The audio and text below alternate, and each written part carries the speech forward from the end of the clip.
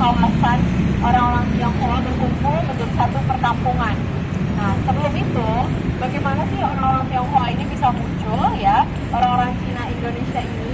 Nah, diawali karena mereka itu adalah melakukan pelayaran dari kota pesisirnya Cina Selatan, yaitu kota Guangzhou dan juga kota Wuhan. Mana orang-orang Tionghoa Indonesia ini itu bukan Cina-Cina mainland ya, atau bukan Tionghoa mainland. Mereka itu bukan Cina-Cina pusat seperti Beijing ataupun Shanghai. Mereka itu dari Cina-Cina pesisir yang memang komoditasnya, kegiatan pelayaran dan juga kegiatan aktivitas ekonominya itu menggunakan perdagangan dan pelayaran seperti itu. Makanya banyak sekali orang-orang Tionghoa di sini kebanyakan ngomongnya bukan Mandarin tapi Hokkien ya, Hokkien gitu ya, karena memang mereka adalah orang-orang Hokkien, bukan Mandarin seperti itu. Nah, kawasan pecinan ini juga bisa besar karena memang dengan adanya jalur perdagangan melalui pelabuhan Sunda Kelapa sudah mulai banyak tuh berdatangan orang-orang imigran Tionghoa dan tempat ini untuk melakukan kegiatan perdagangan itu sendiri, yaitu perdagangan lokal, kemudian juga perdagangan secara internasional yang ada di pelabuhan Sunda Kelapa itu dilaksanakan sejak abad 12 sampai sekitar abad 14 ya. Nah, pada saat itu pelabuhan Sunda Kelapa, kenapa namanya pelabuhan Sunda Kelapa? Karena dulunya kawasan ini merupakan kawasan dari kerajaan Sunda Pajajaran ya. Jadi pelabuhan Sunda Kelapa adalah pelabuhan yang paling terkenal milik kerajaan Sunda Pajajaran yang sudah melakukan aktivitas kegiatan perdagangan lepas di sana.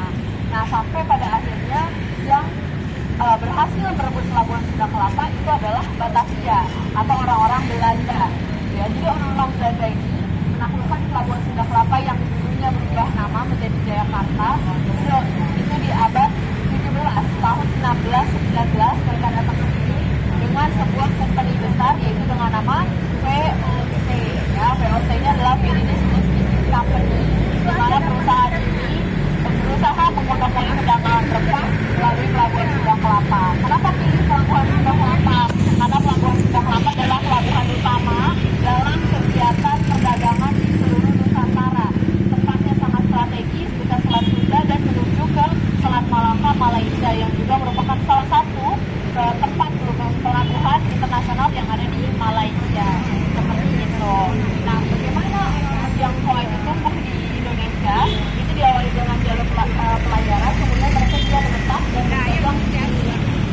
Kemudian juga orang Tionghoa itu sangat terkenal dengan sistem bagaimana mereka melakukan kegiatan perdagangan, negosiasi, dan juga mereka pintar di dalam kegiatan berhitung ya, atau matematika. Makanya banyak sekali orang Tionghoa ini dipergunakan sama orang Belanda pada saat itu untuk membangun bangunan mereka, menjadi arsitektur kanal, kemudian juga menjadi pekerja-pekerja di bank-bank mereka.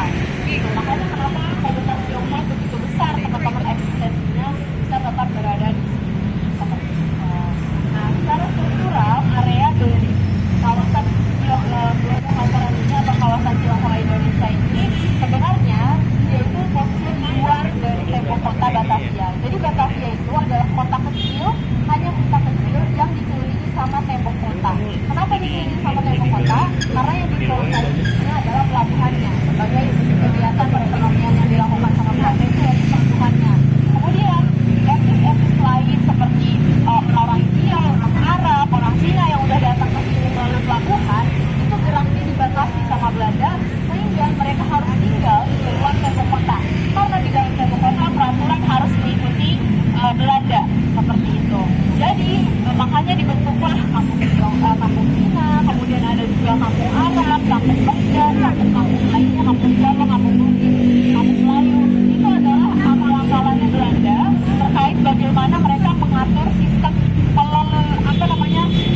sistem untuk membatasi kegiatan atau akses interaksi bagi setiap etnis ataupun kelompok. Gunanya apa? Gunanya untuk menghindari adanya persatuan dari etnis ataupun kelompok ini dan akan menyerang balik Belanda. Jadi mereka takut juga sebenarnya Belanda ada di sini. Jadi berusaha dibuatlah sedemikian mungkin peraturannya dengan nama Wintertelsen, di mana peraturan ini untuk membatasi akses setiap etnis bisa bekerja sama satu sama lain ya untuk atau membangkang atau ingin memberontak kepada Belanda seperti itu. Hal ini juga diawali karena Belanda ketika membangun kota Batavia di awal-awal tahun pendiriannya itu masih sempat diserang sama kerajaan Mataram, Sultan Agung.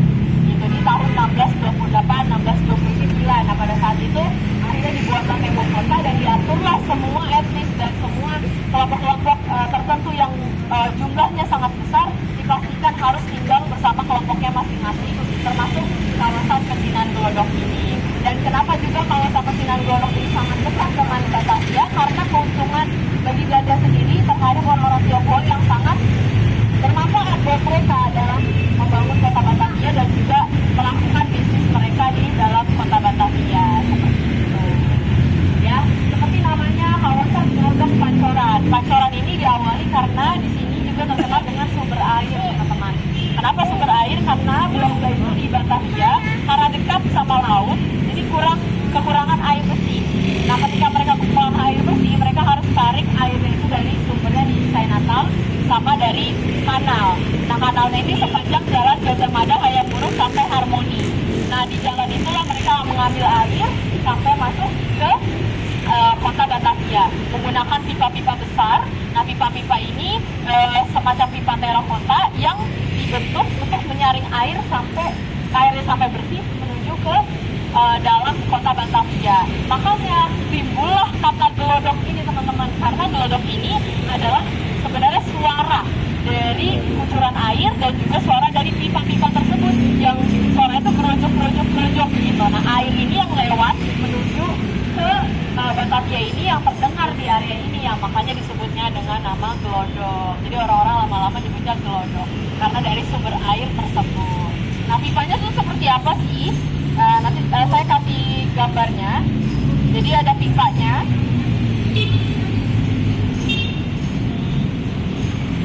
Bentar.